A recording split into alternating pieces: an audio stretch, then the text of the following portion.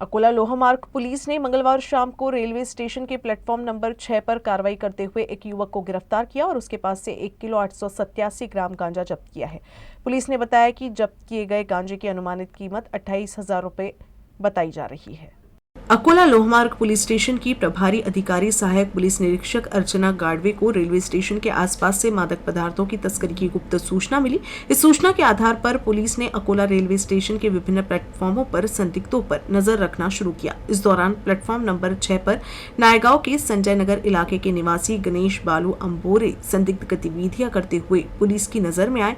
उनके पास मौजूद बंडल को जांच के लिए जब्त किया गया। जांच के दौरान उस बंडल में गांजा मिला। गांजे का वजन 1 किलो 887 ग्राम था और इसकी बाजार कीमत 28,887 रुपए बताई गई है। प्रारंभिक जांच में पता चला कि आरोपी गांजे की खेप चंद्रपुर की ओर ले जाने की तैयारी में था। आरोपी के खिलाफ मादक पदार्थों की रोकथाम अधिनियम के तहत मामला दर्ज किया गया है और आगे की जाँच के लिए उसे पुलिस हिरासत में भी लिया गया है।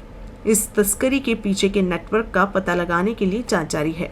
आज रोजी सकाळी आम्हाला आमच्या गुप्त बातमीदारामार्फत माहिती मिळाली की अकोला रेल्वे स्टेशन प्लॅटफॉर्म क्रमांक 6 च्या बुकिंग परिसरामध्ये एक इसम गांजा घेऊन जाण्याच्या तयारीने आलेला आहे अशी माहिती मिळाल्याने आम्ही त्या आरोपीचा पोलिसांमार्फत रेल्वे स्टेशन परिसरात शोध घेतला असता तो प्लॅटफॉर्म क्रमांक 6 बुकिंग परिसरात मिळून आला।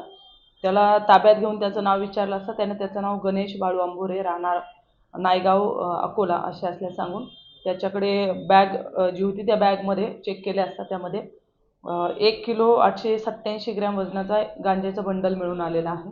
सदर मुद्देमाल जप्त करण्यात आलेला असून त्याची एकूण किंमत 28,305 रुपये आहे।